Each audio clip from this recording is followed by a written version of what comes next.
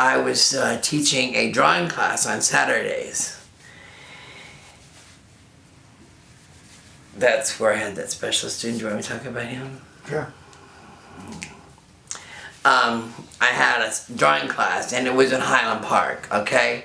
So most of my students were Highland Park high school kids, and they were talented. Well, I had this one kid that was this kind of long-haired, moppy, long-haired, kind of sullen. He wasn't really that good at art, but he stayed after class every time and wanting to just help me clean up.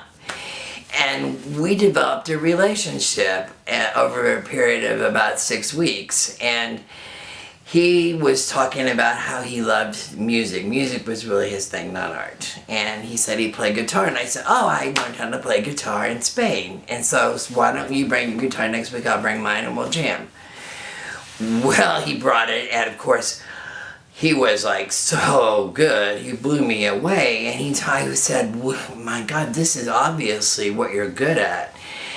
He said, well, that's what I want to do, but my parents don't want me to. They want me to go off to business and make a lot of money in this, and I want to be a musician. And I said, well, really, ultimately, what your parents want you to do is to be the most successful you can be, whatever that is. I said, so if you think you can honor your parents and still play your music and do well and be successful, they'll be happy in the long run. I mean, that's a good thing. And he ended up doing that. And later on, which is the hard part, later on I was contacted by Texas Monthly Magazine several years later. And they said they were doing a biography of Stevie Ray Vaughan. And they asked him what inspired him, what motivated him to be a musician in spite of the fact that his parents didn't want him to play. He said, I had this art teacher named Wally at SMU who told me to go after my dreams. And that by going after my dreams and doing the best I can would be the best thing for my parents as well. And so that's what inspired me. And I dedicate my entire career to him.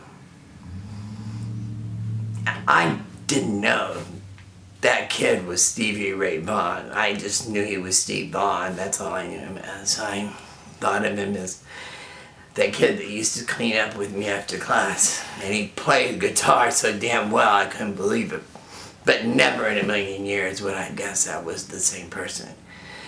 So I figured by that time I could probably die. That was my success. That was it. I had done this great thing for this person, and he had done this thing. And the fact that he performed his first song, I always forget the name, Cinema Paradiso, I believe it's called. He dedicated that to me. I never had heard it. I didn't know that.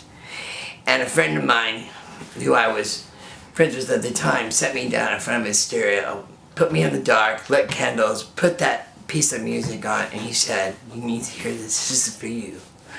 And I was never so overwhelmed. That was the most beautiful piece of music I've ever heard in my life. It was all instrumental.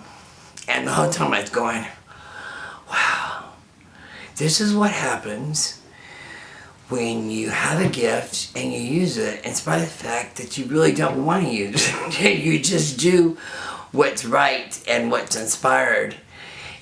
And that's when I knew that, teaching was just, like I said, it was a gift.